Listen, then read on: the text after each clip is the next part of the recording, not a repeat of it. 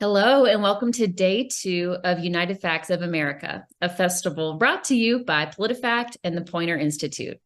I'm Katie Sanders, the editor-in-chief of PolitiFact. The event is free to watch this year thanks to contributions from our donors. Many thanks to you all. And our lineup today is all about 2024, including the unprecedented courtroom angle hanging over this campaign and Donald Trump. Don't miss that discussion coming up at 1 p.m. Eastern. But right now, we have a great guest for you. Her name is Sarah Longwell. Sarah is publisher of The Bulwark, a conservative news and opinion website started in 2018. Sarah is executive director of the Republican Accountability Project and president of the Republican Accountability PAC, two groups that, if I could summarize, seem to be working against the election of Donald Trump and his allies. And she is host of my new favorite podcast, The Focus Group, which features real focus groups of real voters. This season is about voters who can decide the 2024 election, and that's going to be the focus of our chat today. Sarah knows why voters choose the candidates they choose and what turns them off. She hears how many voting blocs hold complexity and they hate being taken for granted.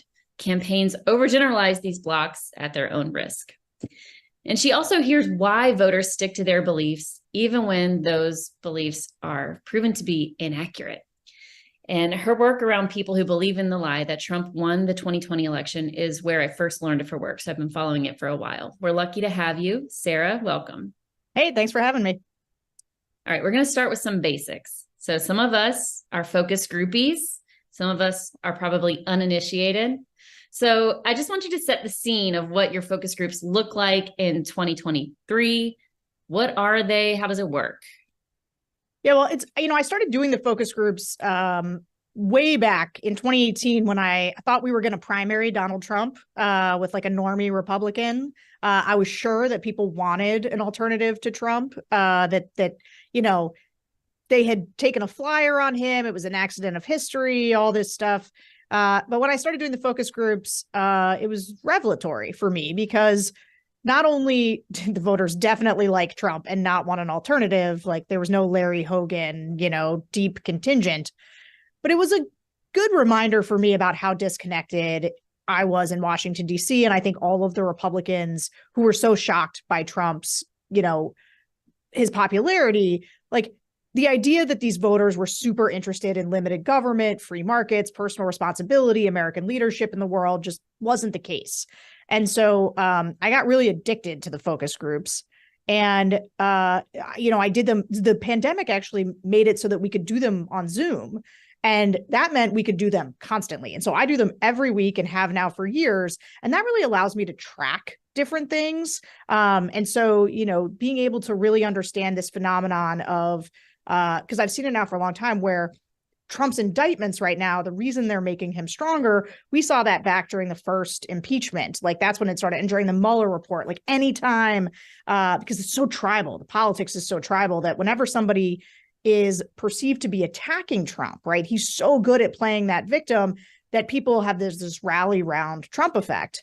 But the other things, just in terms of what we're seeing right now, a lot of low enthusiasm for Biden among both swing voters and Democrats. A lot of concerns about his age, nothing you wouldn't expect. There's this sense, I think, too, of Trump always does better with voters when voters don't see him. And so right now, there's this clear sense where people know what they're bugged about with Biden. They know they don't like how old he is. They have a lot of frustration with the economy. There's this real just like totally separate realities of the economy on paper versus people's experience with the economy, which isn't crazy. There's this like lagging in people are often a lagging indicator for things like that. Like the economy's really got to get better for sort of people to start saying, oh no, the economy is really good. It's really looking up. But there is this idea of like frustration with Biden because he's right in front of them. But people have forgotten what they hate about Donald Trump. And so when we see polls like we saw this weekend from the New York Times Santa poll, and everybody like really freaks out, there's a part of me that's like, Trump is borderline invisible to most voters right now. Like literally all they're thinking about is, I feel like the economy was better back then. Like that is what you're seeing. And also there's chaos in the world, right? There's two wars and Americans they operate in sort of a weird information environment. Not only is it totally bifurcated, obviously there's lots of conversations about misinformation, disinformation, but it's actually just people have this sense of, and I think the right-wing media ecosystem does a lot to bolster this, like we could be going to war any minute, like we could be sending troops. And so there's this real sense of like, well, Donald Trump wouldn't send us to war. Because if there's anything that really surprised me in the early days of what the things that people liked about Trump, it was that he ran as a very anti-war candidate. It is that America First is sort of, it is isolationist, both in terms of trade and in terms of foreign policy. And growing up as a Republican, right, being like a George W. Bush in my early 20s, it's just so surprising to me to listen to Republican voters now talk about foreign policy, because they are like, we only want to take care of things here. We don't want to do anything abroad. They no longer make a connection between America's security here and what we're doing abroad. And so anyway, I could tell you a million things about where voters are right now. So I'll stop talking for a second. I'm sure you have more specific questions, but I'll just say overall, the biggest problem is that Americans, left, right, center, feel like the country's going in the wrong direction. And feel like we're in a bad place. And so that sort of casts, when you say the opening question for every focus group is, how do you think things are going in the country? And the answer is bad.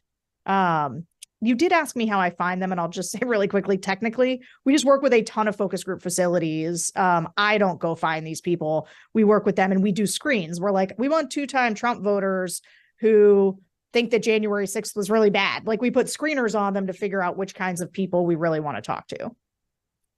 And so this past season of the Focus Group podcast, you've been isolating different voter groups to watch. And so I'm just going to call out a few of them because it's really fascinating. You've got Trump's base, right? And I think the name of that program was like 91 charges, or 91 problems, but a base ain't one, or something like that. Yeah. Clever. You've got Democrats who are low enthusiasm, like you said. And so you're playing real audio from these Zoom discussions of voters and getting them to articulate why their enthusiasm is low. And I want to come back to that disconnect with the economy. You've also got voters looking for that third option, being drawn to things like no labels, which you have pretty strong feelings on the negative side toward very strong feelings. Recruit third-party candidates. And you also recently talked about Hispanic voters who are moving toward Trump and the GOP, especially around social issues. And I thought this week's podcast that you posted Saturday was really good because it was a conversation with you and Tim Ryan, the former congressman from Ohio who lost to J.D. Vance in the midterms last year. And you were talking about why voters in Ohio and also Kentucky are drawn to Trump, but also their Democratic governor or their Democratic senator. And I just love the specificity of the conversations you're able to have because you're isolating on different groups. And so as you were building this season, did you know you wanted to talk about those different groups, or did you catch themes after the podcast recordings? No, we planned this, we planned it pretty far in advance. So we knew we wanted to talk about, and you can like peg things. Like right now we talked to Tim Ryan because there is an election, right, happening today for governor in some of these red states. And so the conversation about how do Democrats continue to win in red places was, but then there's there's also like a bunch of pivoting. So right now we're about to drop an episode where we talked to Jewish Trump voters to understand sort of how people feel around Israel. And we talked to actually several different Jewish groups to talk about Israel and the politics of it all and how that's affecting people here. And so we try to isolate groups. Like I really wanted to do Hispanics. We're always going to talk to suburban women. We actually are just about to drop a group on abortion.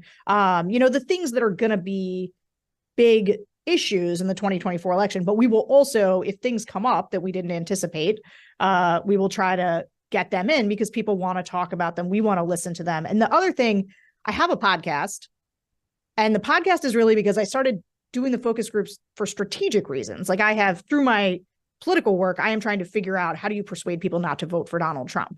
And I specifically focus on swing voters, soft GOP voters. Like that's just my lane. It's the work that I do. In 2020, we ran Republican voters against Trump. But as I started just reporting out, I was sort of just telling people, hey, here's what I'm seeing in these focus groups. Number one, reporters asked to start sitting in on them, which we let them.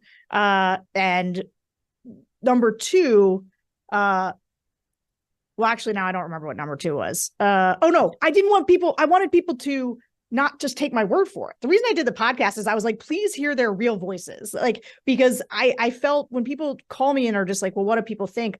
I don't want to just summarize it, or I don't want people to think I'm doing it because I have a dog in the fight politically. And so actually for me, one of the things that's difficult is, or not difficult, but that I try really hard to maintain is an analysis side where I listen to the groups and I just like want to get at answers because I'm interested. And then a strategic side where I'm like, I'm going to use this information to try to do the thing that I think is important, which is defeating Donald Trump and defeating anti-democracy candidates in general. I've heard that in the podcast because you had an episode with Jen Psaki where you're talking about Democratic voters and warning signs. And so I think maybe we should just go to those warning signs that you're trying to get out to the Democrats regarding Joe Biden's reelection. And you mentioned the economy and age, and also just kind of a lack of fight in that episode as being things to watch. So just talk to me about, maybe we'll start with the economy. You know, that's the first thing that you said comes up in each of these groups. Things do not seem to be going well.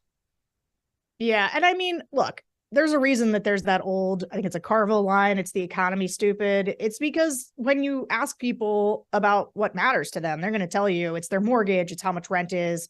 They like know the cost. They know how much eggs and milk are. Like these voters, they know exactly how much gas costs because these are real considerations in their lives. And this is one of the things that I just think people in DC, we like know it. We're like, oh, it's the economy. The economy is important to people. I don't think, unless you listen to voters all the time, because they will tell you immediately like the trade-offs that they make. Like I couldn't go do this thing because gas was so expensive, or like I had to make this choice. Like I really need to move. And this is things that sometimes the economic picture doesn't catch, which is how many people want to move into a bigger house because now they've had more kids or something, but they can't, or they feel like they can't because of the interest rates.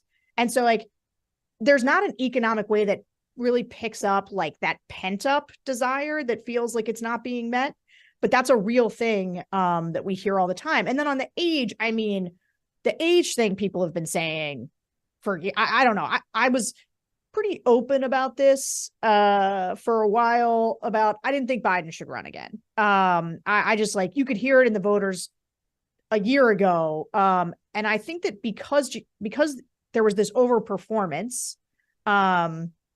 in 22 and Biden decided, like now it's like everybody's suddenly caught up and they're like, you know, voters really think Biden's old and that's a problem. And you're like, yes, they do. Democrats believe that. But if it's like almost too late. Like it's too late right now to decide. Like the warning signs were way a long time ago. And now, I mean, there's still, I don't think they're warning signs anymore. I think it's just how people feel. And it's sort of like the thing we're dealing with is that there's been a ton of, I don't know if it's backsliding, but you know, Hispanics they're moving. I mean, the episode, they do not like the social progressive stuff. Not all of them. But there's just a lot of Latino voters. And we ask about Latinx and everybody's like, what are you talking about? Like, this is not a thing that we do or that we say. And it like immediately tells us you don't know anything about us. And he's not doing as well with Black voters, like crime, the economy, those are the big things. And then, you know, young people just think that Biden is old, out of touch. They just don't care. They feel like nothing's happened for them. And the other thing that I've been saying for a long time is it's been pretty bad how little of what Joe Biden has done. It's like, this is as me talking, Joe Biden's done quite a few things and like pretty, like moved some pretty big things, big pieces of bipartisan legislation, the infrastructure bill. And man, somehow people only got it in their heads, like what the price tag of that was and not like the benefit. They just haven't grokked that. The other thing I'll tell you that they haven't quite realized is that it's going to be Trump versus Biden again. Like you would be shocked how many voters right now are still being like, oh, do you think Biden's going to run again? Like, do you think it's going to be him? Or like, oh, you think Trump will be the nominee? Or I mean, and if you're like, well, if you're like, let's say, and this is, you do this with Democratic voters, they're like, I'm not sure that I really feel like voting. I'm pretty unhappy. And then you're like, hey, what about if Trump's the nominee? And they're like, oh, well, if Trump's the nominee, I will. And you're like, okay, well, Trump's going to be the nominee. So anyway, there's a lot of warning signs for Biden, but there's also, to me, again, because I think people have forgotten what they hate about Trump and they don't see him as much right now, like normies, people who aren't like grokking what he does on Twitter and Truth Social. Once you see it and he's in people's faces all the time, I do think that makes a difference. That's why I think people should be worried, but I don't think people should panic. But you would say he has a taller hill to climb than in 2020, in a potential. Oh my gosh. I mean, in 2020, not only did he not have a record, he didn't have to campaign. Right? Like he was the age Trump is now. Roughly, it was COVID, so nobody expected him to be out there. He got to run on this like perception of serious longtime guy that we know who's going to be normal and just isn't going to do anything bad. And so like the fact that people now still feel like we're in chaos, feel like his age makes him weak. That's why the fighting thing comes up. The what they're saying by fighting is not, I want somebody just like Donald Trump. What they are saying is Joe Biden seems a little old and a little not up to the task of really pushing back against the thing that we think is really scary. And so I just think there's this real desire among Democrats to have somebody that can kind of stand up and match this sort of scary version of the Republican Party, and they don't feel like they have that right now. One of the groups that you spotlighted that's very interesting, and I'm sorry if this is the wrong term, but it's like the double flippers. Maybe you have a different word, but people who flipped from Trump for Biden in 2020, but are considering Trump again over Biden in 2024. What's happening that is changing the minds of these voters? Flipper backsliders. So people who flipped, right? Yeah, went Trump to Biden, and now they're back saying like, I might just vote for Trump again. And it is 100% the economy. And they say things like, there's one guy who said this, and I keep repeating it because I feel like he's distilling what a lot of these voters say is he's like, I'm going to turn off my TV. I'm going to close my eyes and I'm just going to enjoy Trump's economy. But he's a good example of somebody who he has to close his eyes and he has to turn off the TV because if he hears Trump, he will hate him again. Like it is him expressing this idea of like, I have to ignore that because I actually hate him. And I have to just think like he's going to do the things on the economy that I like.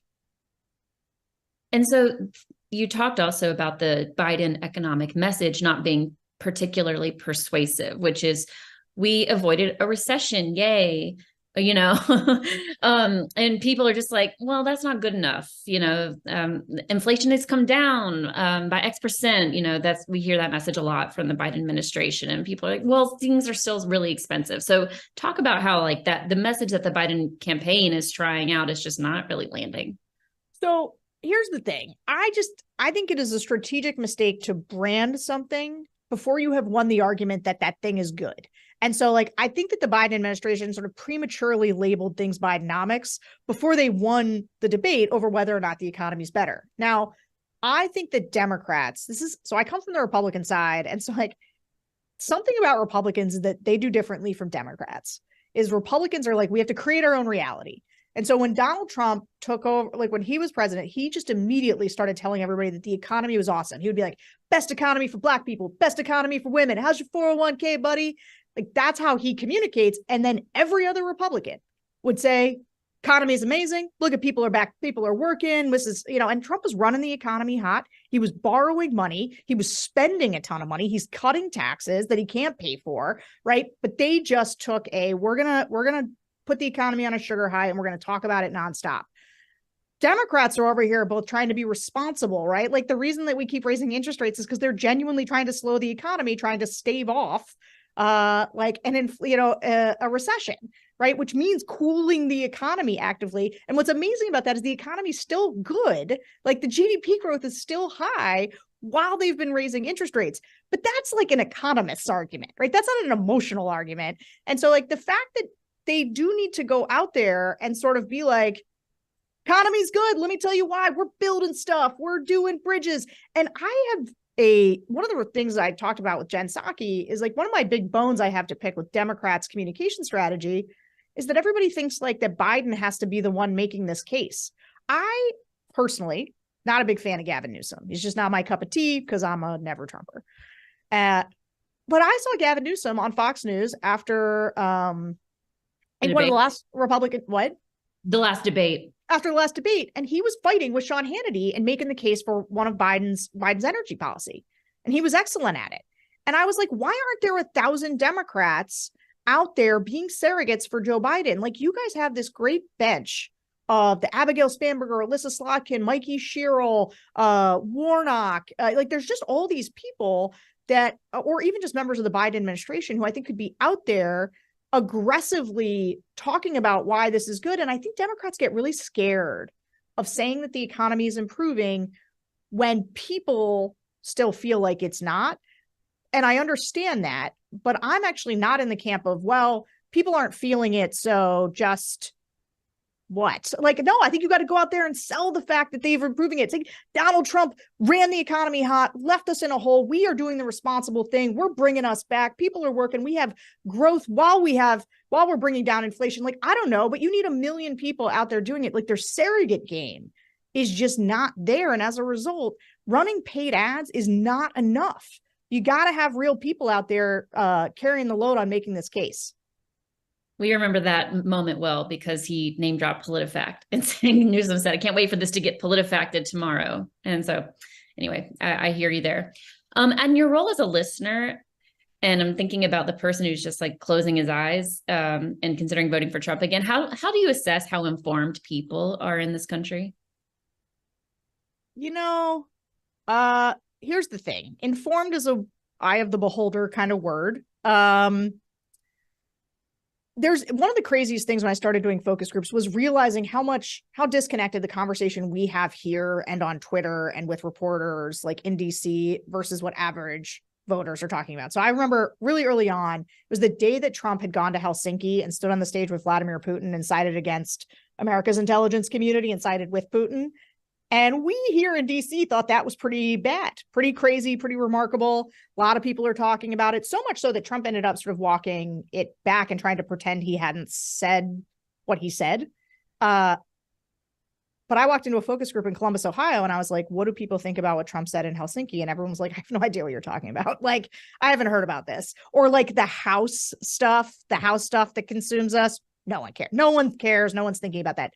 So it's not that they're uninformed. It's just that like a lot of times they don't think about that. Like, they're not following right now Trump's court case. They're really just not. A lot of them will watch their local news, and a lot of people are living their lives and they're scrolling on their phones. And so one of the things that social media has done is like, we are both geographically stratified, which then changes who we know, right? And so then our media diet, to the extent that it's built off of social media, means that the social media diet is from people who are around us geographically, which gives people, like a very specific. So I would talk about this all the time with Trump voters. I would be like, they just swim in like the soup of Trumpism because everyone they know voted for Trump, and everyone they know, like, and they don't watch Fox News, but like the smartest guy at the office watches a lot of Fox News, and he's there to tell them what he heard on Hannity last night. And that's what they hear about how things are. And so,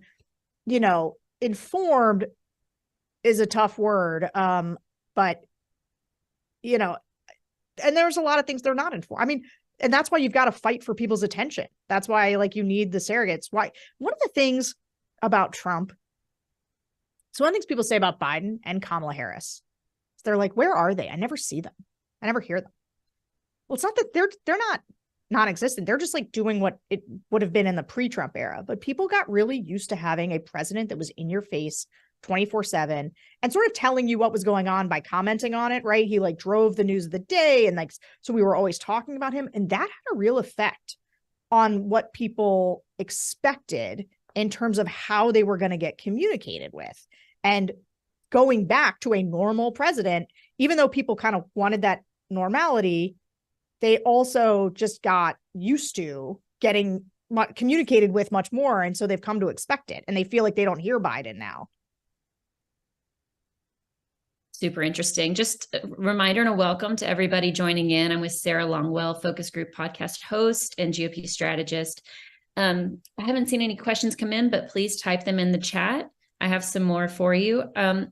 I think that it's probably fair to say that no false claim has had a bigger impact on a slice of the electorate than Trump's false claim, his lie that he won the 2020 election. And the way that this has just gripped a majority of the GOP is, very alarming to fact checkers, people who care about accurate information.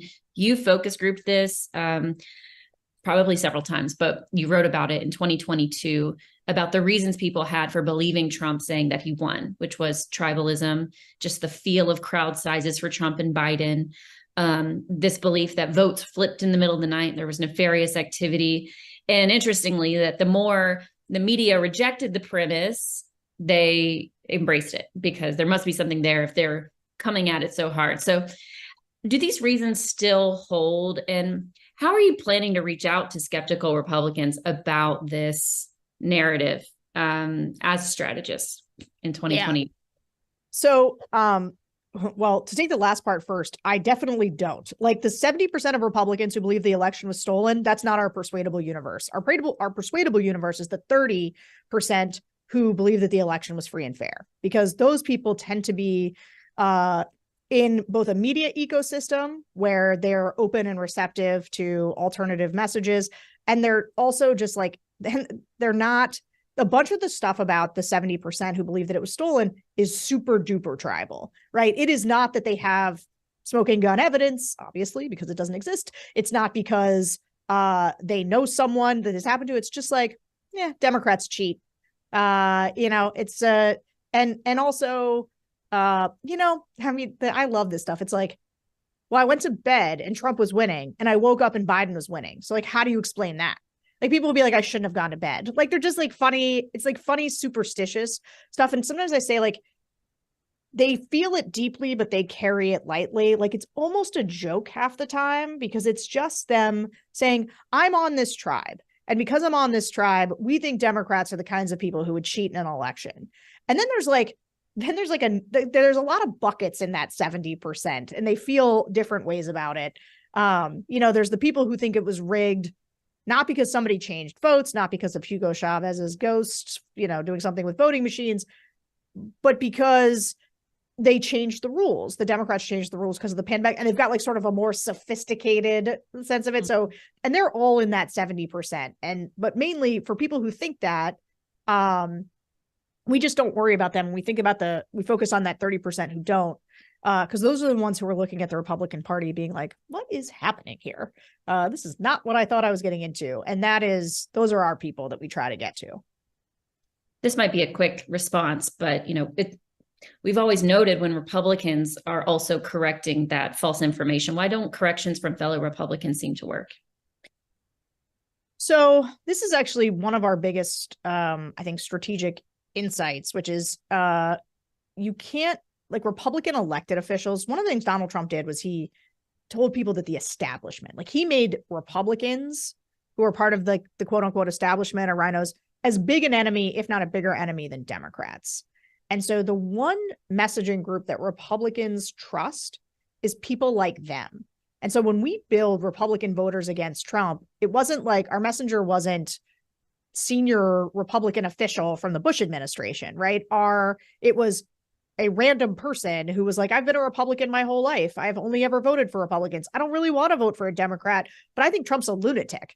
And like that is a persuasive messenger. You really need real people who don't claim any sort of special expertise or knowledge so that people feel like they can trust them. They don't trust ads. They don't trust senior Republicans. And so I think understanding the way that the Republican Party has changed and the way that Republicans are actually suspicious now of lots of Republican, they like George W. Bush might as well be a Democrat to Republican voters today, which Democrats might find surprising, but like Mitt Romney, Liz Cheney, George W. Bush, they're not just, voters don't just trust them. Like they hate them. They hate them. They think they're traitors, rhinos, the bad guys now. Seems like former Vice President Mike Pence is kind of up there too. Right? Oh yeah. So that brings us to the Republican candidates who are going to be on stage tomorrow night, who have not accepted, as you're saying, that Trump is the nominee. They're still fighting for it. Do you have any somebody who is going to be watching this, commenting on it? You're watching it, but you also, what's your attitude on it? What do you know about how voters will perceive this debate and will it make any kind of difference? So here's where I think it makes a difference. There is a fight right now. There's an undercard battle, obviously, between Nikki Haley and Ron DeSantis. And these debates can sort of winnow the field because I think what's ultimately going to happen is there is going to be Trump and somebody else. And I want that somebody else to be Nikki Haley. And I want Chris Christie and Tim Scott and some of these other guys to drop out, because those people are all splitting right now, kind of the not never Trump vote exactly, but there's sort of I really don't like the MAGA direction of the Republican Party vote that has Pence, Haley, Christie, Asa, like they're all splitting that up, and like they need to consolidate that into a lane. DeSantis has the move on from Trump lane, like I still like Trump. I want Trump without the baggage, and that's DeSantis, although that has been shrinking. And then there's Trump, who's like over at 50%, who won't even be on the stage. But I do think that the big debate right now, there's a reason that Nikki and DeSantis are spending money against each other, is that they both want to be the alternative to Trump. And I think that what's the only like interesting thing that's happening in the race right now really is the question of, does Nikki move into second and DeSantis move out? And I doubt he'll drop out. I think he'll stay in through Iowa, but like who becomes the alternative that kind of goes into Super Tuesday and some of the other states against Trump? And obviously I think there's like a 4% chance of some exogenous event happening with Trump going to jail or anything like that. But like, I also would rather have Nikki Haley in second place if something like that did happen than Ron DeSantis. Like if people were put in a last minute, just, had to choose somebody else. But there's also the case of like, so he goes to jail. So what? Like they'll elect him in jail. Voters are really dug in on Trump. And I think that the main thing I really try to help people understand is that the Republican Party that I came up in, the one that believed in limited government, free markets, American leadership in the world, personal responsibility, like that thing's gone. And the voters will tell you, we're never going back. We're not going back. They don't want a pre-Trump candidate. They want make America great again, America first, and Trump himself. Well, what do you think about, this can be the last question, I know you're pressed for time, but you said you were polling Jewish attitudes right now. And was it Republican Jewish voters or all Jewish voters? But I'm just curious what you can share about how the sentiments on Israel and Hamas at the moment. So we have a couple groups to do, but when we did 2-time Trump voters who are Jewish, it was pretty interesting because I guess my read on Joe Biden, like the left is really mad at Joe Biden for how pro-Israel he's been. And like talking to these voters, it's such a good example of the no-win situation that Democrats kind of find themselves in, because normally in our pre-times when people kind of still had more open minds, we were less tribal, Joe Biden taking a really strong pro-Israel stance would have had a lot of sort of Republicans going, this is great. Like, this is great. But they think Joe Biden is doing a terrible job. Like they are both, the couple of some of his comments have been okay, but like they don't give him credit for standing by Israel in a strong way. That's number one. Number two, I just hear this all the time. Everyone thinks we might send troops somewhere, and they really don't want any of our troops going anywhere. And we've seen that online. Yeah. In our fact checking, we've seen a lot of World War III kind of rhetoric, and Joe Biden said it's not about that, but they believe something else. That's right. This is where Vivek and like they all say like Joe Biden is going to march us into World War III, and people believe that, and they are worried about it. And I can't tell you how deep now this like isolationist, we should only spend money to fix our own border, keep people out, that is now a very, very deep groove in the brains of Republican voters. And you would say that's kind of a thing to watch in terms of the 2024 election, kind of a new, well, I know it's not new, but with the advent of the war, it seems like that is coming to the forefront. Yeah. And I think, look, Donald Trump running as an anti-war candidate, uh it's something that really works for him. That and the fact that people think he is socially moderate. Like the general impressions of people, like Democrats, on my abortion episode, one of the things I was really getting into was the idea that Democrats are really banking on abortion as a turnout mechanism. And I think it could be that. I think it might be like the saving grace with young people who they're struggling with.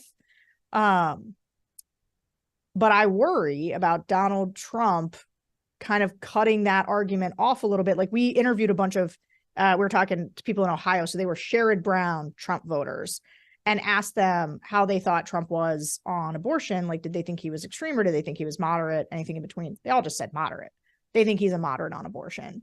And that is a Democrats obviously code Trump as really hard right, but I cannot overstate how much one of his benefits, the things that work for him, is actually that people believe he's a cultural moderate, not like Mike Pence or not like Ron DeSantis. And they like that cultural moderation. They think that he's pro-choice. Like they know they'll tell you, they'll be like, he had to do this for the evangelicals, but he doesn't really mean it. He obviously, some voters like he obviously paid for an abortion.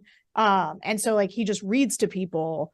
It doesn't matter what he says. He codes a certain way to social moderates.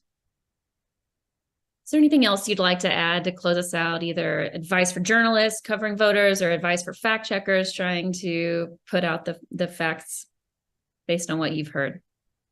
I mean, I'll tell you some advice. One of the things that everybody knows we live in different media ecosystems, but they don't go and watch that media.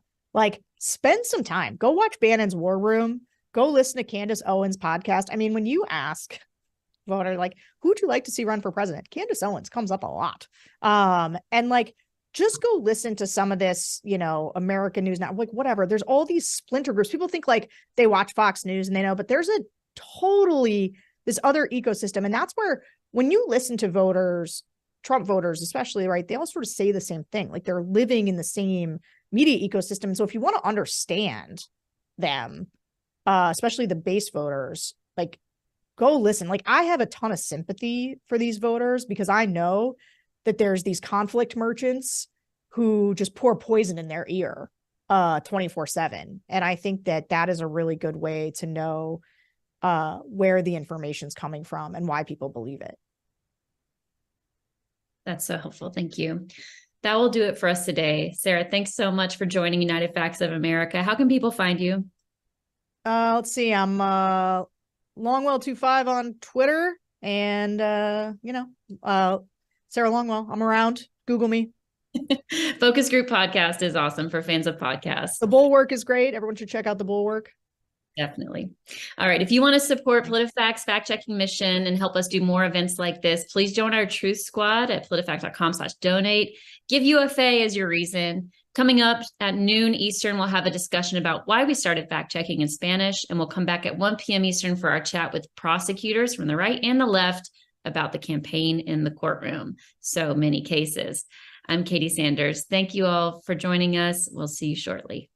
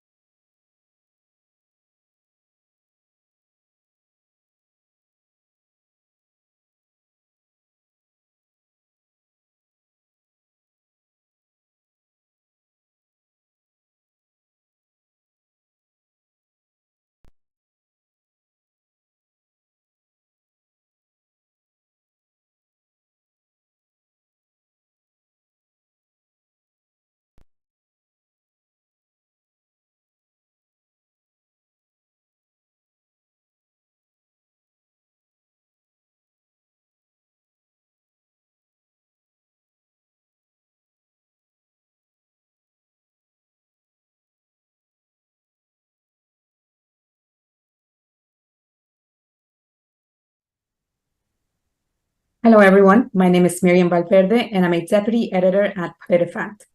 For the first time, thanks to support from people like you, United Facts of America is free to all guests. Welcome, everyone. Empower democracy by backing PolitiFact, the nation's largest political fact-checking organization. Your donation fuels our mission to hold politicians accountable for their statements. We investigate claims, ensuring accuracy and transparency in political discourse. Join us in the pursuit of truth. Your contribution, big or small, matters. Visit politifact.com/donate to make a difference. Now, I'm happy to be speaking with PolitiFact reporters Maria Briceño and Marta Campabadal, who report and write fact checks in Spanish for PolitiFact's latest initiative, PolitiFact en Español. If you're wondering, why did PolitiFact start writing in Spanish? Well, we believe that people need and deserve access to fact-based information, regardless of the language that they speak. There are also millions of people in the United States who mainly consume information in Spanish and who are exposed to harmful misinformation on a daily basis. We've been fact-checking in English since 2007, so carrying over what we've learned over the years to Spanish fact-checking was just a natural next step for us. We're ready and we're happy to talk more about that. So let's just get to the specifics right away. Let's start with you, Marta. Can you tell us more about the type of misinformation that you most commonly fact check? And can you share an example of what that looks like? Yeah, sure. So, misinformation is really diverse. It comes in all, topics, all shapes and forms, also from politicians, from social media. And so we find really a lot of different topics. Some of the ones we see most are related, for example, to scams, debt relief, cheap energy, solar panels, healthcare benefits that, are not really happening and they are advertised. We also see a lot of immigration, and in Spanish specifically, there's a lot of immigration-related scams as well, and then news-related. So, for example, when there's something going on that is big in news, like, now the Israel and Hamas conflict, also when we saw the Hawaii wildfires, there was a lot of misinformation around that. But yeah, I think one that really comes to mind when thinking about, what do we see is a debt relief post that we've fact-checked many different, we've seen in many different forms and appearing in many different moments. It's this post that claims that you can eliminate debt through a new program by the government, and it's fake, it's not true. They use this familiar person, which is a newscast, person, which is Julio Vaqueiro from Telemundo. They extract a thing he said, and that thing was true, but then they just add fake images, fake text, fake voiceover, and they claim that, people trust it because if you don't look close, you think it's part of a newscast. So I think that one we've seen a lot with the government shutdown, for example, then when the debt ceiling conversation was going on, and that's a really good example because they claim something that for people is stressful, which is debt, and they just use that. And then a couple more examples that I think are representative as well is one fact check that we did on a new green card program to get a green card easy. We all know that getting a green card is not easy. So yeah, that was something else that we saw a lot. Or like get cheap solar panels when like there's nothing, no new program that could give us that, And Maria, why do you think that disinformers target Latinos, Hispanics with this type of posts? Yeah, following on what Mara said, there are certain vulnerabilities that our people have, and these bad actors, these informers take advantage of. Some of the things that we have seen are definitely language barrier, So if they don't speak English, then they see this post in Spanish and they want to believe it because it's understandable to them. And we also have seen that Hispanics are more vulnerable to people that look like them. So if they look somebody that is also Hispanic, that is also speaking Spanish, then they're like, wow, this is our people, they want to help us. And so they're trying to portray this information to me. So it must be true. Something that we have seen also is that the US system is different from other countries, you know. So if you have somebody who has another country of origin and where the government wasn't something that, you know, it didn't work, or they didn't trust their politicians and stuff, then we might see this information and they will put this out there and be like, oh, this is such a great news. Your life will change if you do this, buy this product. But, you know, it's not true. They are just taking advantage of them because in their countries, they might not trust their government. So then here it's like, oh, the government doesn't want you to know, so then it must be true. That's one of the main things that we have seen. So yeah, they take advantage of this lack of trust in the government, like for example, with the solar panels or the debt relief. They're like, the government wants to provide you, give you this money. And unfortunately, that's not true. And how do you go about with this? Can you tell us more about the solar panels example? What was that post about, and how did you go about fact checking that one?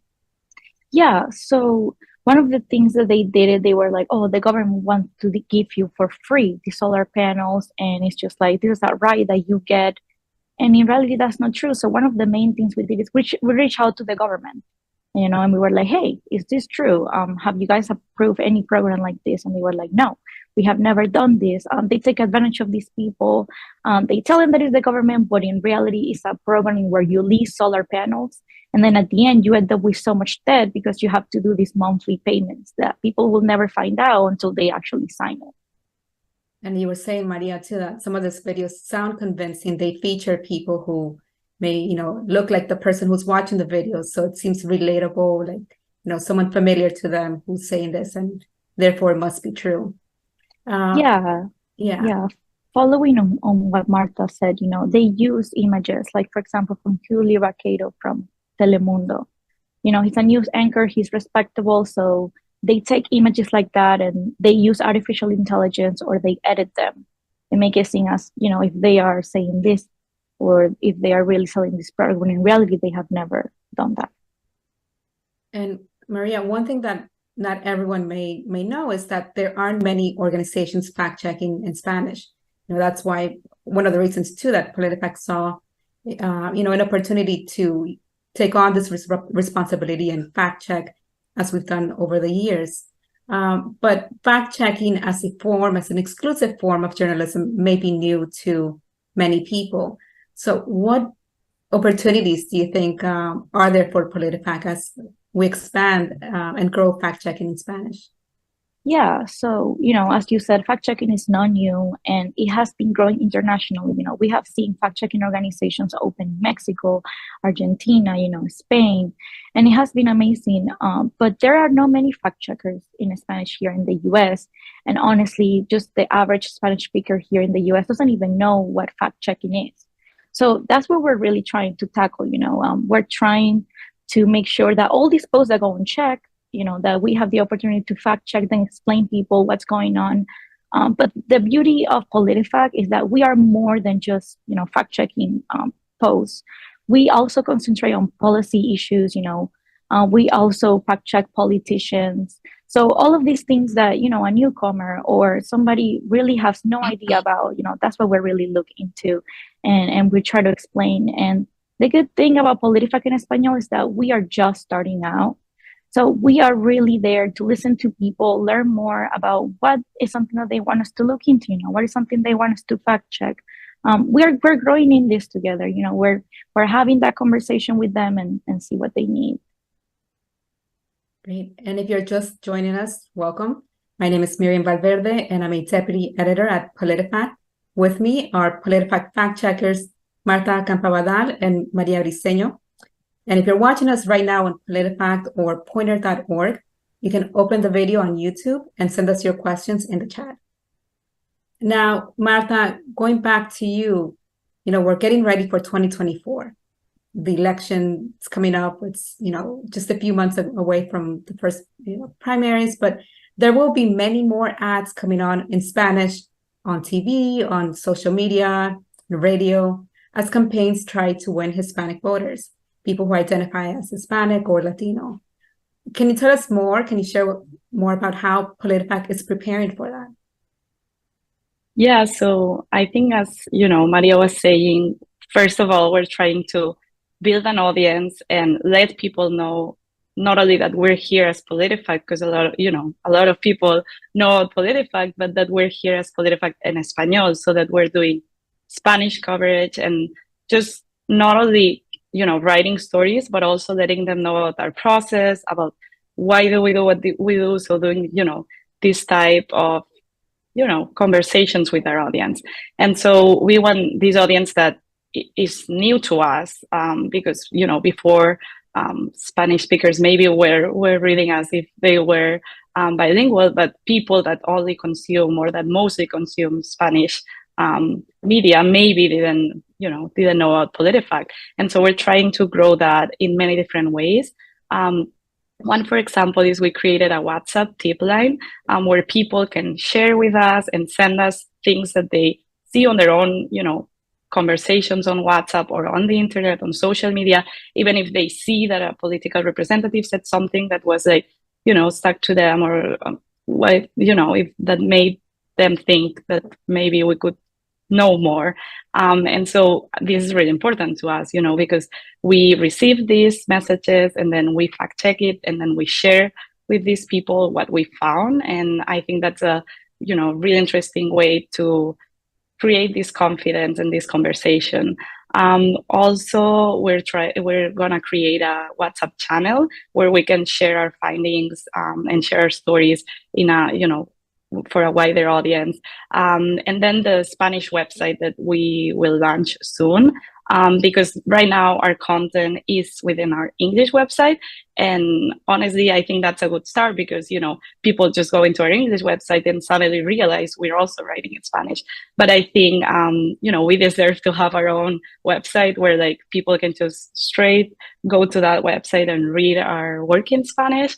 And yeah, so our goal is to have a dedicated website in Spanish. And then another thing to remind ourselves is that, yeah, our Spanish team is small, but we're part of a bigger team. And I think that's a huge advantage because, we're part of a bigger team of experts, of journalists who are experts and who have been covering, as you were saying, since 2007, but a lot of them even earlier, immigration, healthcare, all sorts of topics. So a lot of times we also work in collaboration with them.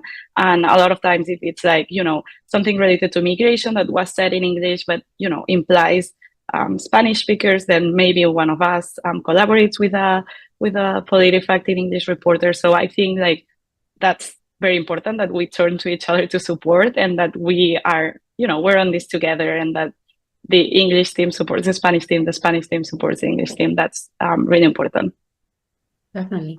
And you mentioned, Marta, we're on WhatsApp, we're growing there too, but we're also on TikTok. And I know you both have, hosted videos there, sharing the facts about different kinds of posts. Marta or Maria, can you share one of the posts you may have posted there on TikTok debunking a claim that either became viral on TikTok or elsewhere and also made it to that platform? I'll just say something really quick, but I think that, TikTok is a great place as well. And it's not as specific as WhatsApp for Spanish speakers, but of course, Spanish speakers are also on TikTok. And so I do remember one that was on the Puerto Rican flag being banned in Florida, and it wasn't true, but it was a viral video. So, we just created a Spanish video debunking that, and we responded to the comment as a comment so that people could see. And I think like that's where the conversation we were talking about is, like just responding to that. And I feel like being quick as well when news things happen, and maybe you, Maria, can talk more about this because you've been doing it. But just like, for example, the TikTok videos we create the day after like a GOP debate, and it's like very newsy and like just right when things happen. Yeah, no, for sure. The good thing about our TikTok in Spanish is that it really gives people a space to start a debate, to start conversation. For example, like we did a TikTok on the myths of fentanyl and, how like, does it smell like popcorn? Stuff like that that you hear out there, but some people don't really sit and think, is this true? And we definitely started seeing people in our comments and asking whether those things was true, and how did we know all of this stuff. So we're hoping that as we post more in there, people trust us more and see us as a source of information for them. Right. And as we post on the TikTok PolitiFact in Espanol, we also ask, readers to tag us if they see a video that they think is sketchy, that they want to know more about. So we listen and we try to get the answers for them. And we also, as we're growing PolitiFact in Espanol, we do have partnerships with other organizations to distribute our content, one of them being Telemundo. Marta, can you tell us a little bit more about that? And, you've been doing some interviews with them. How does that work? Yeah, so I think what I was thinking with the TikTok conversation we just had is that, I would love to believe that everyone goes to media outlets online, that researches, but that's not realistic. Most people, consume media through social media. And so it's really important for us to be in these places. And I think one of the things is that, a lot of people that consume Telemundo might not go to our website to read our fact checks. So I think doing that is a great way to expand what we do, to grow our audience, to make Telemundo audience familiar with what we do and familiar with fact checking, and then just bringing our expertise to Telemundo audience. I think it's a great collaboration, and we realize also what topics they care about, which I think is very important, because again, journalists, sometimes we think we want to think certain things, but common people are interested in common things, such as, I remember this video we did for Telemundo about the gas prices and how had they increased over time.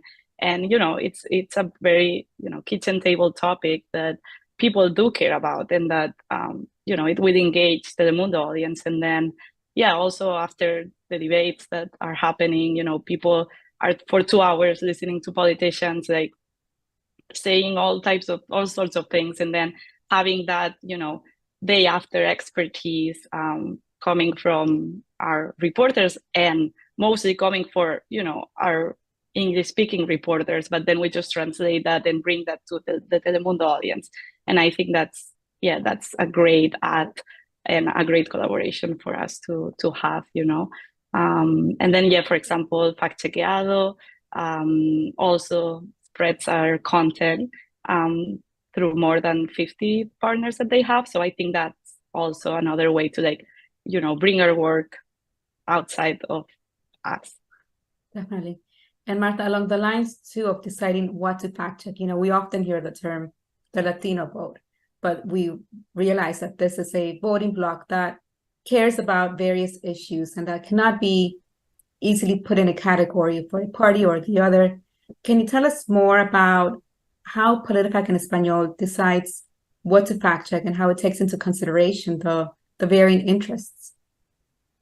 Yeah, I think one specific thing about, Latinos and Hispanic communities in the US is that a lot of times people just think they're a monolith, and they think they all think the same way, they all care about the same things, and that's certainly not true. But also, they are not that different from other demographic groups. Everyone cares about things that affect their day-to-day life, that relates to their values. And surveys among Latinos have found that some of the top issues they care about are just kitchen table topics, such as, cost of living, jobs and wages, affordable healthcare access, public safety, and of course, immigration. So I think a lot of these topics will be similar with other demographic groups. So we're definitely fact-checking claims about all those issues. We don't think it's, it would be smart to focus on one topic, because that would ignore many other interests and topics that people care about. And we're also, as we've been saying, we're also really open to ideas from our audience. We, when we create a TikTok video, in the end, we always tell people, hey, if you see something, just tag us in the comments and we'll explore that. So I think like that's a real way to know what people care about. And yeah, same thing with WhatsApp. We encourage people to send us on WhatsApp things that they care about, and we've received all types of topics. We don't receive all the immigration claims or all the healthcare. We receive a lot of different things, which proves that people care just about, many things. Right. And it can also vary, the issue can vary by age group, by region where they're located, or, if they're immigrants, how long they've been in the US compared to if there's someone who has, just arrived or has been here decades. So it can vary. And Maria, as we come close to wrapping up this conversation, hoping you can recommend, or what do you recommend that people keep in mind as they scroll through their social media feeds, or as, more 2024 campaign ads come in on the radio, on TV, or if they get a WhatsApp message with this very provocative talking point, what should they keep in mind so that they don't accidentally spread misinformation? Yeah, so the number one rule is don't believe everything you see on social media or, that you get sent. And also, even if you really like a politician or if you really dislike them, don't necessarily believe what they said, first do some research.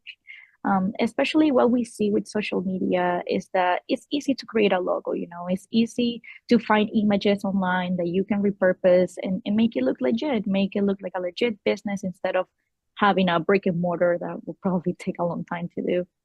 So a lot of people, create these pages, create these businesses that look legit, and unfortunately that's not the case. So always be careful, search for that name, make sure that they appear real. And also, if somebody shares an article with you, make sure you check, does it have a name, does it have an author, does it have a byline, and does it have a date, and then if they don't, then think, why are they not sharing that information? Why they don't want to know, why they don't want you to know who they are when this was written. So make sure you always double check that. And also, we as Hispanics, we are used to getting sent a lot of information, from our families, from our WhatsApp groups, from our moms. And it's like, when you receive that, you definitely want to believe it because it's people you love, people you trust. But, you always got to make sure that you check everything they send you. And it's not like they want to send you misinformation. It's not that they're trying to trick you, and you don't have to be mean about it. But I think that you should definitely ask, hey, mom, dad, where are you getting this information from? How do you know this? Are you sure? And then before sending that to somebody else, stop, check. Did that really happen? If it doesn't sound if it doesn't sound quite right, then maybe check. And lastly, we always see those posts that are super like incendiary and they sound amazing. It's like, before getting your hopes up about this amazing debt relief that could save your life, just please double check. It will do you a favor to your mental health and to others. Great. Anything else, Marta, Maria, that you would like to share? I guess one thing I think with misinformation a lot, just to add to what Maria was saying, is if it sounds too good to be true, it probably isn't true. And it's hard because sometimes, as I was saying, the green card, like so many people who are in the US want a green card, and we all hope it was easier, but yeah, I think it's very tricky because, as Maria was saying, they use this like emotion and like, if you're on debt, you have so much anxiety, you wanna, get debt relief. And so I think just, please, be careful with like, even if you want it to be true, it might not be. So yeah, be careful on what you share and what you tell people. And that's how misinformation spreads, really, with like, people not necessarily wanting to spread it, just people like thinking they're helping you, they're supporting you on your issue with the green card, but like, no. Great. Well, those are great tips, and we'll end the conversation here. Thank you, Marta and Maria, for your time and insights, and thanks to all of you for tuning in. A reminder that United Facts of America's next session is today at 1 p.m. Eastern. with a discussion among PolitiFact staff writer Amy Sherman, Florida Palm Beach County State Attorney Dave Ehrenberg, and John Sale, a former Watergate special prosecutor and former attorney for Rudy Giuliani. They will be discussing the multiple trials former President Donald Trump is facing and their implications in the 2024 election. And make sure you join us too Wednesday night at 7 p.m. Eastern as we take you behind the scenes as we prep for the Republican presidential debate in Miami. Thank you for watching United Facts of America. This is Miriam Valverde. Take care.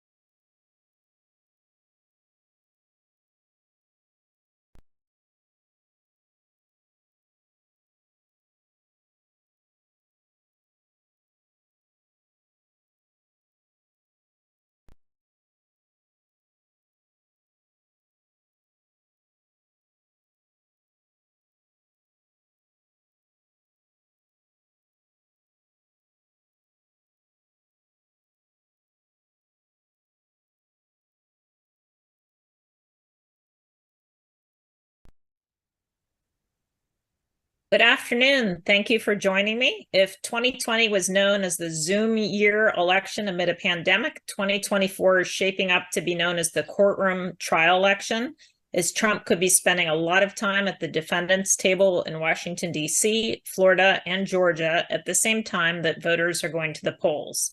To discuss the facts of the cases, I'm Amy Sherman with PolitiFact, and today I'm joined by Palm Beach County State Attorney Dave Ehrenberg, and John Sale, a white-collar criminal defense attorney in Miami.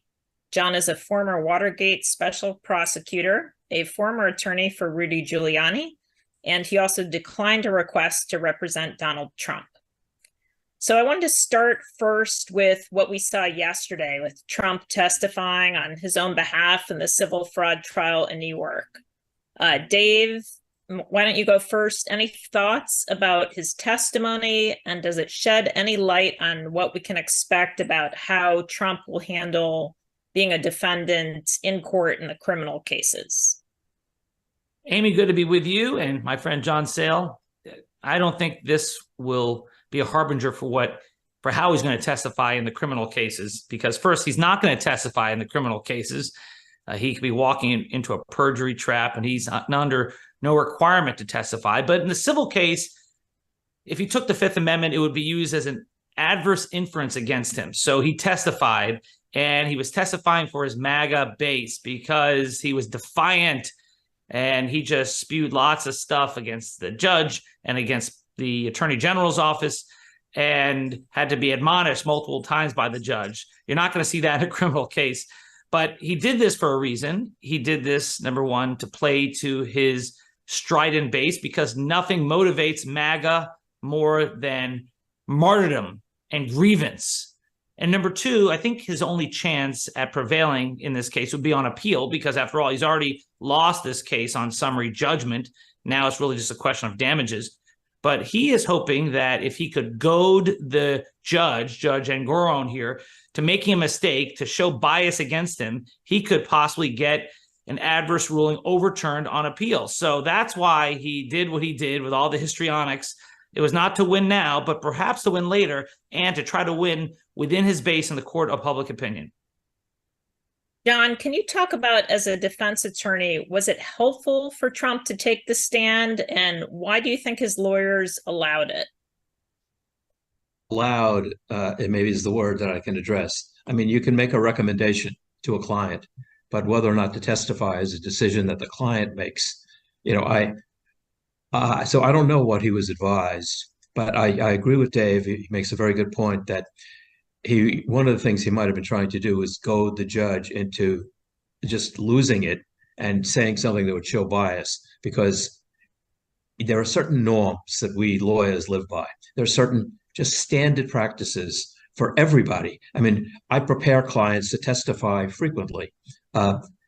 You don't go after the fact finder. You don't go after the judge. You don't sit there and go off and make a political speech.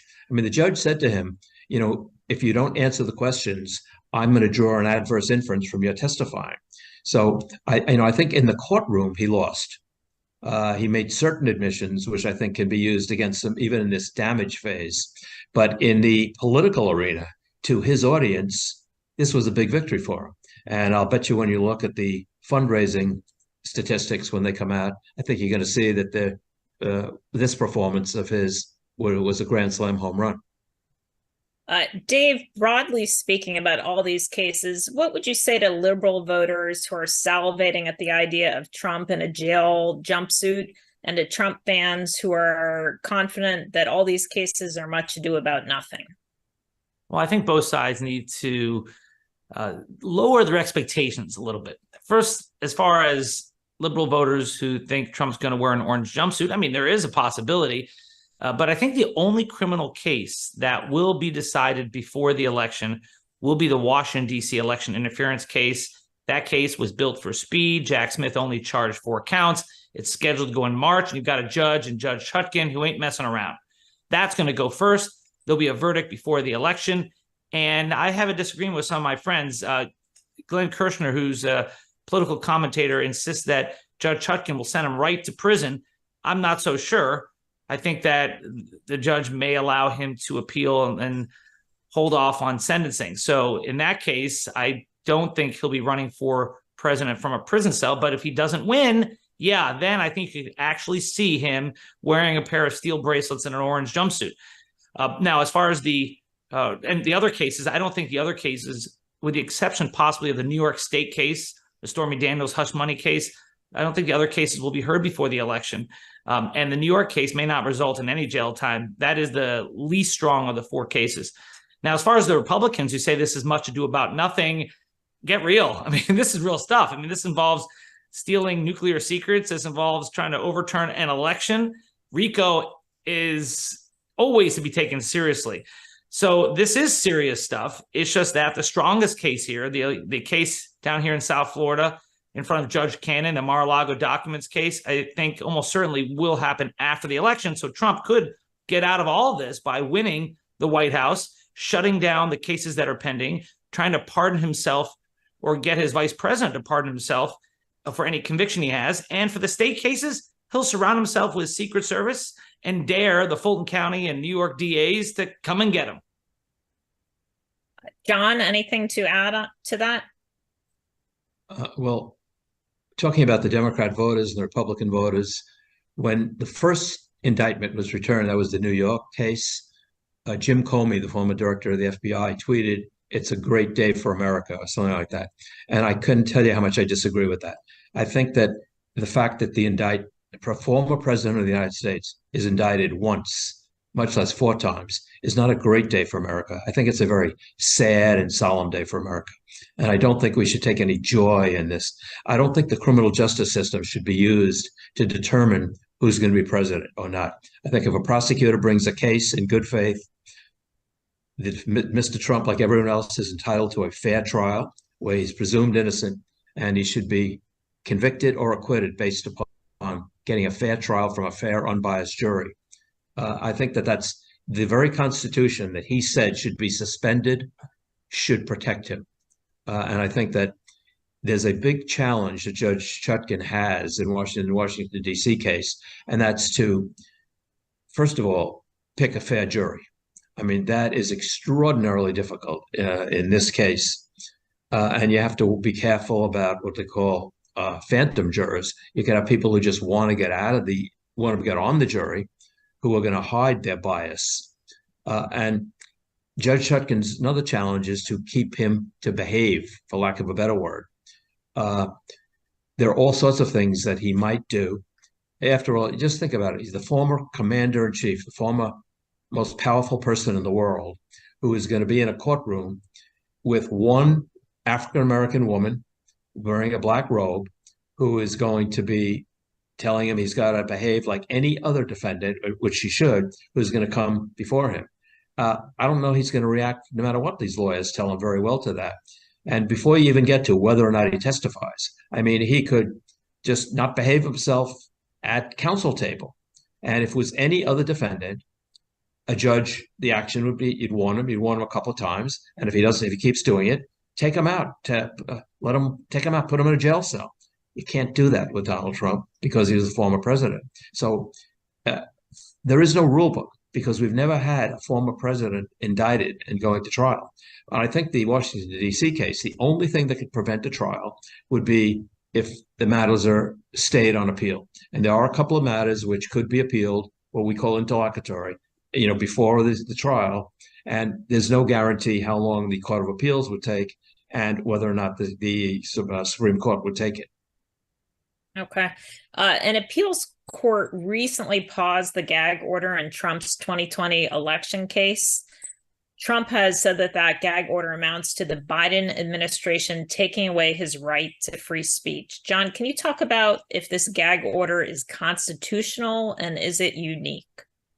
Well, it's not the Biden administration. I mean, his team keeps saying it's the Biden administration. It's the United States, it's special counsel who is independent of the White House. But I think that as a serious candidate running for president, he has the highest degree of protection under the First Amendment for free political speech. And the reason there's very little authority on this is that usually gag orders are not common, but I've seen a lot of gag orders, but they usually gag the lawyers. They don't gag the client because I've never had a client who, and it's not that I'm the bellwether of anything, but clients usually, on the lawyer's advice, keep their mouth shut.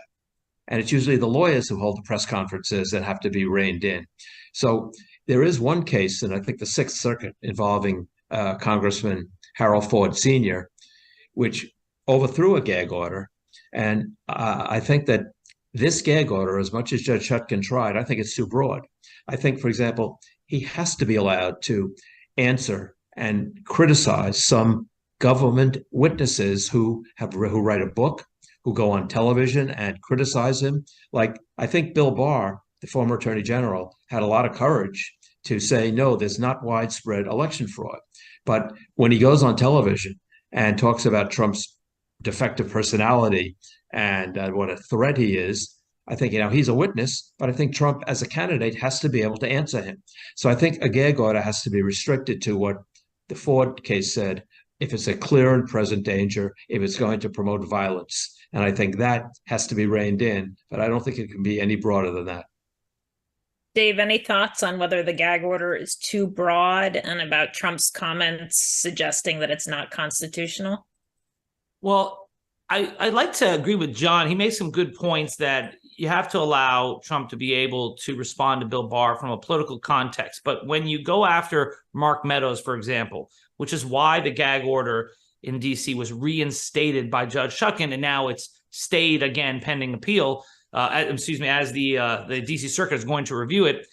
But the reason why you should not want him to go after witnesses is because it affects his case directly. You don't want him to threaten Mark Meadows, saying that, of course, he's smart enough not to speak, and this subtle mobster type of language that is meant to intimidate witnesses. That cannot be allowed. So that's the only thing I would add to what John said, because I think John is right that perhaps we can tweak the gag orders somewhat, but when it comes down to intimidating witnesses, there really should be no tolerance for it. Well, one of the problems is you can't fashion a gag order by individual witnesses. You can't say, well, you can talk about Barr, but you can't talk about Meadows. So it's a very, very difficult thing to craft a gag order. We have to bear in mind, in this country, the First Amendment allows all sorts of speech that Dave and I would find abhorrent. And the gag order, I don't know that it's an answer, because even if Donald Trump abides by it, his surrogates will do the same thing. So, and it's if there is intimidation, if people are to be intimidated, his surrogates will intimidate them. And there's no way that Trump could be held responsible for that unless you have an evidentiary hearing and there's proof that Donald Trump put them up to that. And that proof, that would probably never be established. So, and I know it's better to have an answer than just to say there's a question, but I think it's a problem. I don't know the answer, frankly, as to we don't want witnesses intimidated, but how does that balance with the First Amendment? And that's what the courts have to struggle with. Any thoughts on, if he violates the gag order, what consequences we have seen or we will see? Is this idea of these fines and the dollar amounts that we've seen so far, does it mean anything to him? If I could jump in on that one. Look, Trump and his supporters have said that there's a two-tiered justice system, and I'm inclined to agree with that. I agree, but not in the way that Trump and his supporters are saying. I think that Trump is being treated better than most defendants. I have never seen a defendant be able to lash out the way he has at the judge, at prosecutors, at witnesses, and not get sanctioned heavily. I mean, like, in most cases, that defendant would be in jail right now, pre-trial. But at the very least, they'd be sanctioned in a significant way. The only sanctions against him thus far in any of the cases is from Judge Engoron in his civil case, who has sanctioned him by fining him once $5,000, the second time $10,000. For a self-professed billionaire, that's not a lot of money. That's a slap on the wrist. Plus, Judge Engoron's order only applied to Judge Engoron's staff, his clerk, and others who work for him. It did not apply to the judge or prosecutors. he just extended it to include not just Trump, but Trump's lawyers. But still, in any other case, those gag orders would be much broader than they are and have much more severe consequences. Hey, we all agree that no one, including Donald Trump, is above the law. And everybody says that. That's nice rhetoric. But what I've said from the beginning is, while he's not above the law, let's be honest about it, not hypocritical. He is treated differently because he was former president. I could give you instance after instance. In the Southern District of Florida case, where I have most of my practice, any other defendant would have been put in the lockup, would have been put in handcuffs. Here, they didn't even take a mugshot.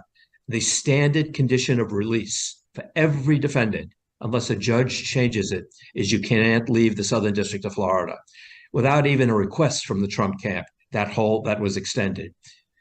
He is treated differently. And whether you call it above the law or below the law,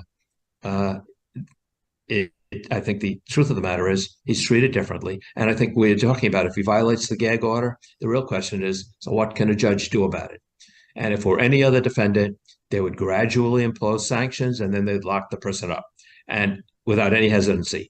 The FTX, Blankenfield, how do you pronounce his name? Sam Blankenfield.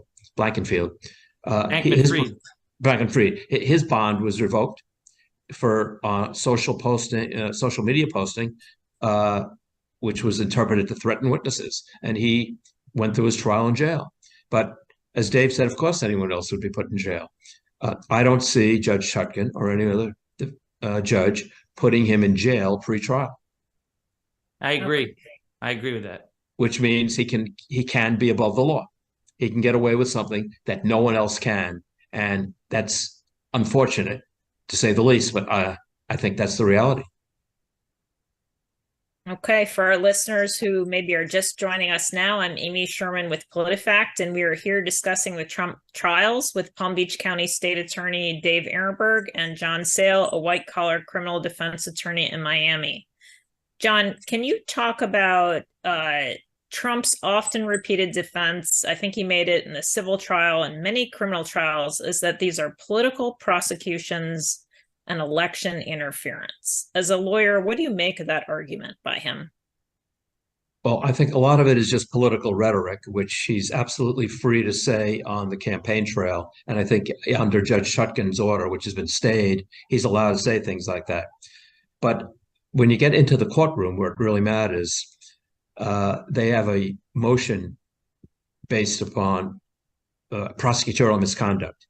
And they want to allege that once President Biden heard that his son was being investigated, he directed that the Justice Department prosecute Trump. Well, it's easy for him to say that on the campaign trail, but they actually have to have an evidentiary hearing and real proof of that, which they're not going to have. So in the courtroom, none of this is going to be allowed. I mean, this case is the Washington, D.C. case, hopefully will rise or fall on the evidence or lack of evidence. And as I said before, I'm repeating just for emphasis, it's so important because the whole world is watching that if it is brought to trial, that he get a fair trial. Dave, any thoughts on that? Do you think that Trump's argument that this is election interference is appealing to some voters? It's appealing to his base and to voters who aren't paying attention. But for those who think this is the weaponized Department of Justice, Hunter Biden would like to have a word. I mean, you have the Attorney General who has allowed a special prosecutor, a holdover from the Trump administration, to investigate and prosecute the sitting president's son. Try that under Bill Barr and Donald Trump. Bill Barr would have a one-way ticket to Guantanamo if he ever tried to do that to Trump's children. Also, Merrick Garland here, the Attorney General, has shown that he is apolitical, not just in prosecuting Hunter Biden, but look, he's the one who decided not to prosecute Matt Gaetz, one of Trump's biggest supporters. It was the previous Attorney General, Bill Barr, who opened the investigation of Matt Gaetz. Merrick Garland said not enough evidence, closed it. It was the Department of Justice that took Donald Trump's side against E. Jean Carroll in the civil lawsuit on sexual assault. So when they say, well, this is politicized, they're projecting from the last administration. But the reality in this administration shows that Merrick Garland bends over backwards to try to prove that politics has nothing to do with it. Hey, the Southern District of New York U.S. Attorney's Office under Merrick Garland declined to prosecute the Stormy Daniels case.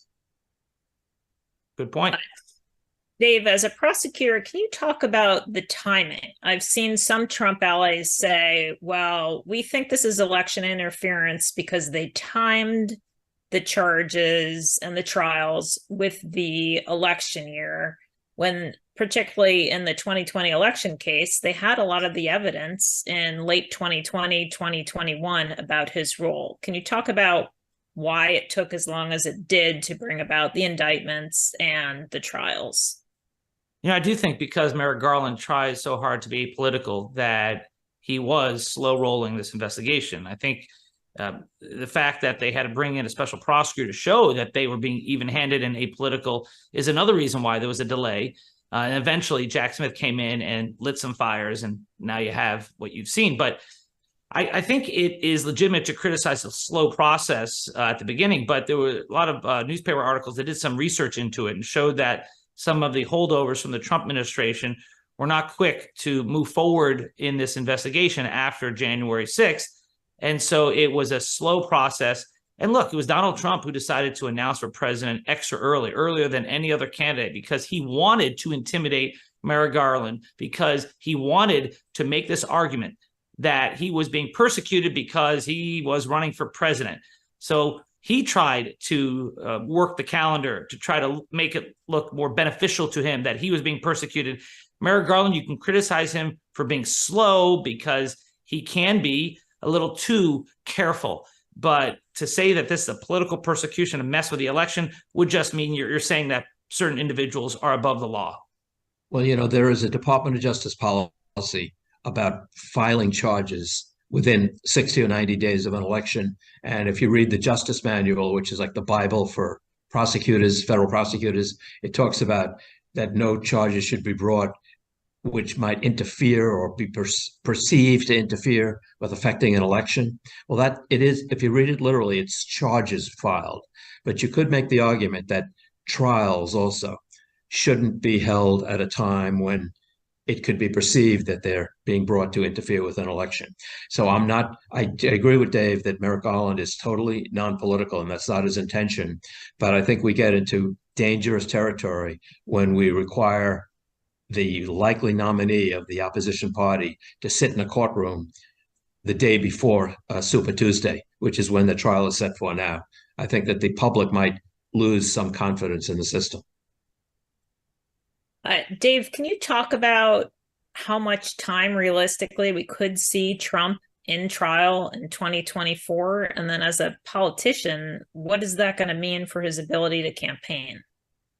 Now, the 4 criminal trials are set before the election, or at least 3 out of the 4. The Fulton County one, there's no trial date for that. But I think the only one of the 4 that will happen before the election for sure is the Washington, D.C. one, unless, as John said, there's some appeals that could slow it down. But I think almost certainly, in my mind, that's going. The New York case and Stormy Daniels could go. The D.C. case, which will go first in March, is scheduled to take between 6 to 8 weeks. So that case will be concluded. Now, how would that affect Trump's campaign? Oh, it affects it a lot because he'd have to be in trial. Unlike civil cases where your appearance is voluntary, he's going to have to be there. And you've seen lately, this is clear weighing on his mind. I think some of his gaffes that he's made in recent weeks are because of the stress of all of these cases. I mean, saying that we're headed towards World War II, or that he ran against George W. Bush, and that Barack Obama is president. And just the other day, he said that he won 50 states in the election. I think some of the crazy rhetoric that keeps getting worse and worse, I think is partly because of the stress of these trials. And when he's facing potential incarceration, when it gets real to him, I think it's only going to get worse. Well, Governor Christie, who granted he's former President Trump's opponent, who knows him very well, has said publicly that Donald Trump is afraid of going to prison. And I've had a lot of clients, not talking about former presidents, but people who are of all different egos and high positions under investigation, every one of them is afraid of going to prison. It's only human.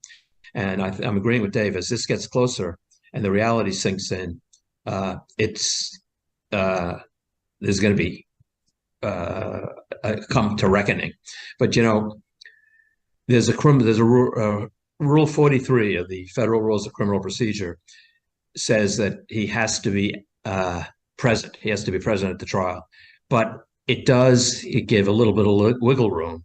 And there have been exceptions, for example, for illness. A trial is continued on, and a defendant has said, I know I have a right to be there, but let the trial go on without me. And I think this is an extraordinary circumstance where he might not want to sit there every single day. Now, I've never had a client who hasn't been present every single day, but I've never had a client who went to trial who was running for president of the United States. And there are exceptions in extraordinary circumstances. So, I don't know how that would look with the jury. I haven't thought it through. But, him sitting there in a criminal trial for 8 weeks would interfere with his campaign. I don't think there's any question. Okay. Just a note for our audience, feel free to put your questions in the YouTube chat.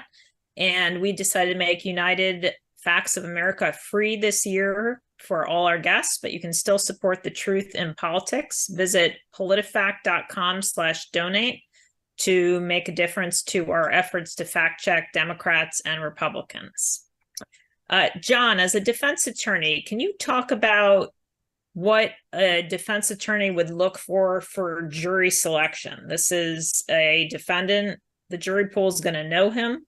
They're probably going to know at least something about the allegations. How do you figure out who to pick? I don't want this to sound wrong, but if I would not want smart people.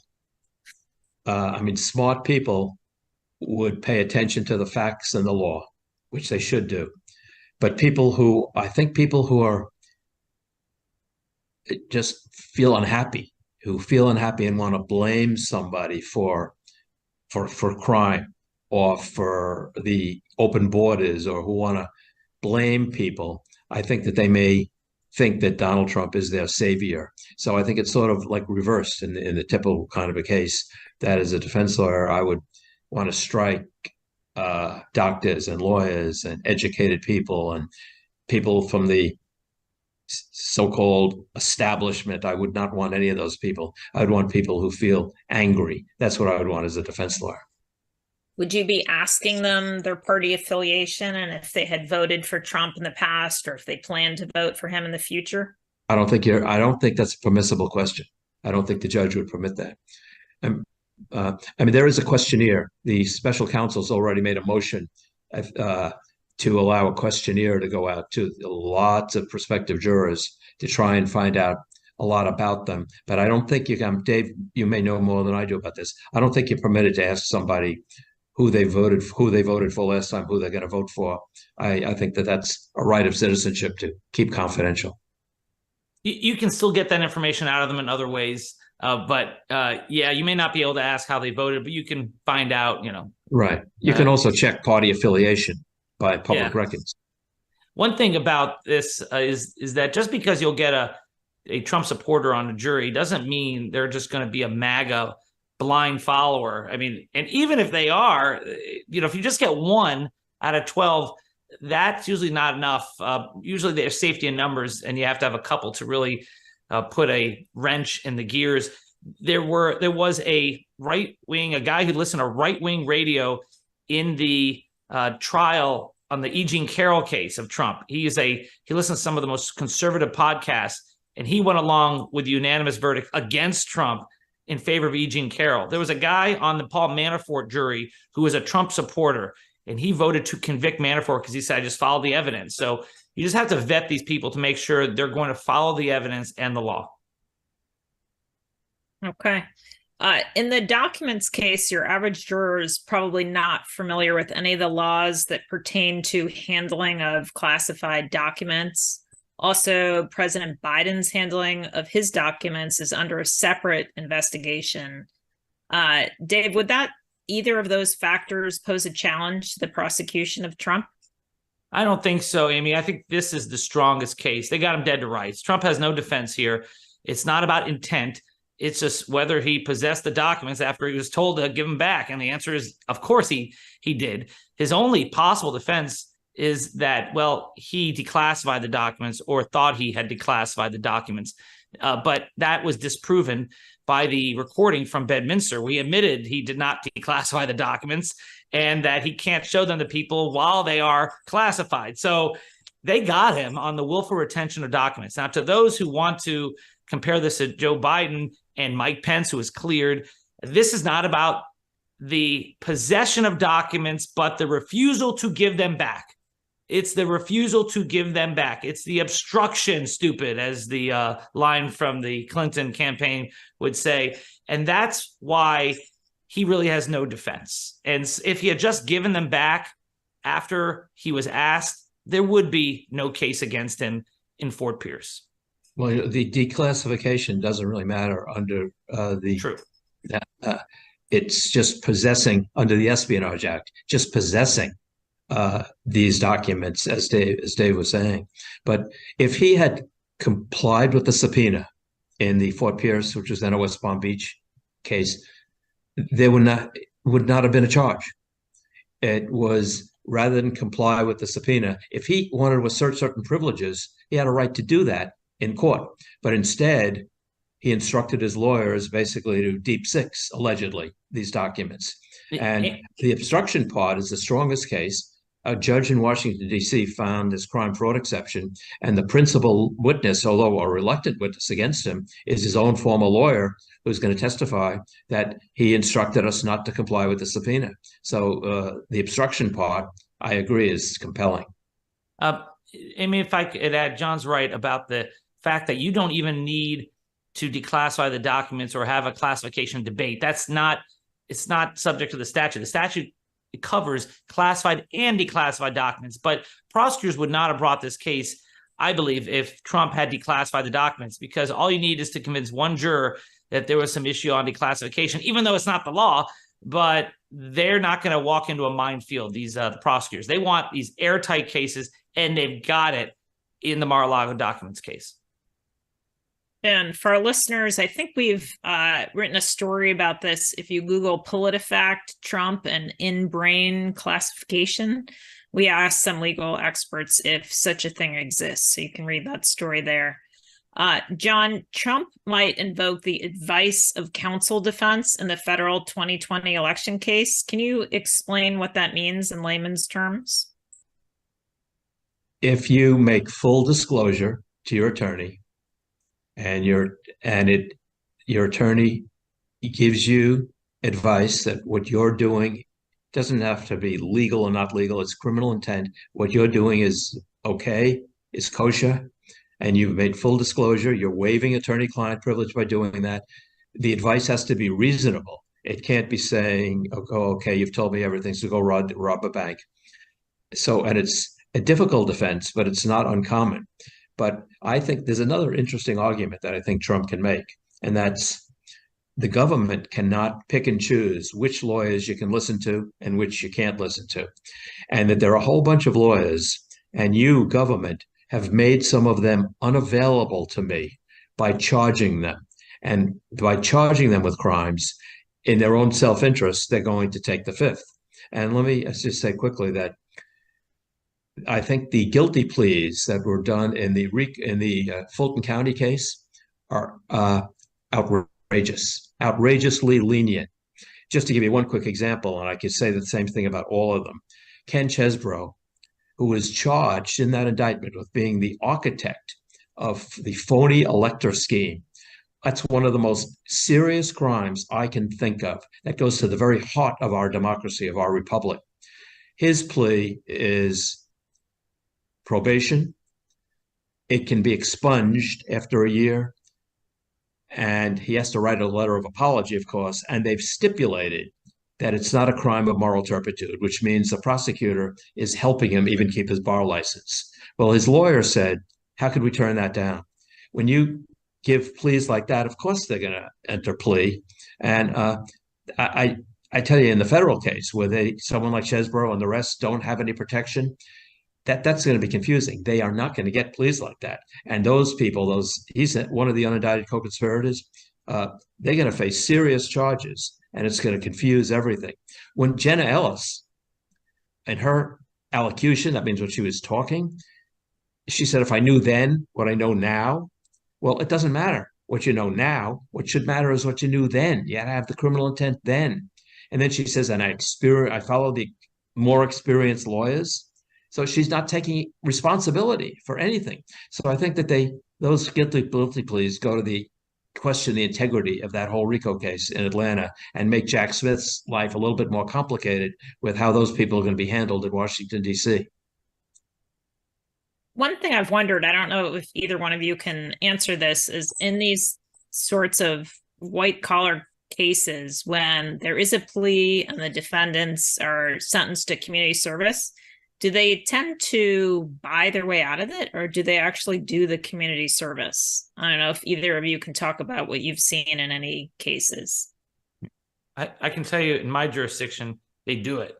Now, sometimes, I mean, they can get like a friendly charity who will sign a letter saying, yeah, he's worked the 90 hours or whatever it is. But as far as buying their way out of it, they can't just pay. There's a fine component that's separate to the community service, but you just can't pay your way to get out of the community service. But, you know, there are ways to convince a friendly charity. If you give a nice contribution, I would think perhaps to write that letter, but it's not supposed to happen. Okay. John, if Trump wins, legal experts have debated whether he can pardon himself. Any thoughts about that? Well, constitutional scholars differ on that. So, and obviously there's no authority for it. There's never been a president who pardoned himself. Although Dave had something interesting to say before, he could not pardon himself on state convictions, but as a practical matter, if he's president of the United States, he's not going to be arrested by some local sheriffs. They're not going to come to the White House and say, excuse me, we're here for the president. Please turn around. We're going to handcuff you. You're going to prison. So that's another kind of a pardon. It's a practical pardon. The whole ballgame here is the election. And that's why maybe he's quite wise in his strategy, that the way he testified yesterday. The more he can get public support, the more chance he has of winning. And I'm not a political analyst. I don't know if he's going to win or lose. But if he wins, he's not going to have to worry about any of these criminal cases. But as Dave said, it's the Washington, D.C. case in which our criminal justice system is going to be also on trial. So is the rule of law. And I just think that everything there has to be done right. Dave, anything you'd want to add to whether Trump can pardon himself, or whether we might see whoever wins the presidential election, if it's not Trump, ultimately deciding to pardon him?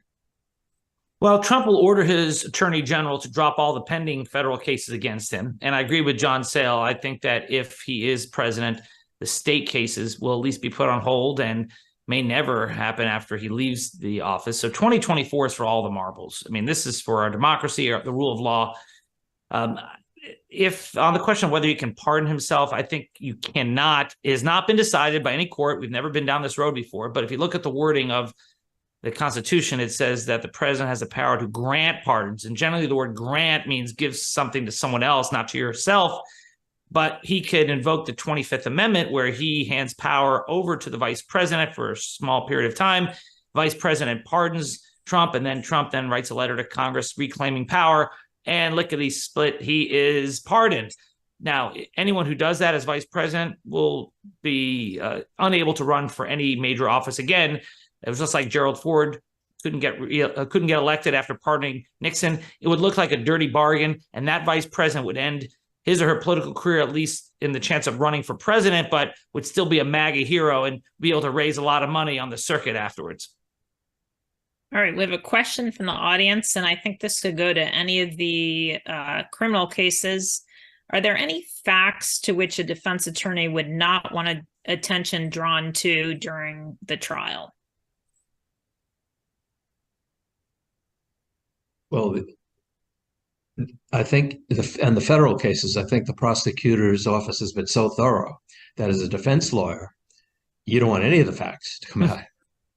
I think you'd want to confuse the jury.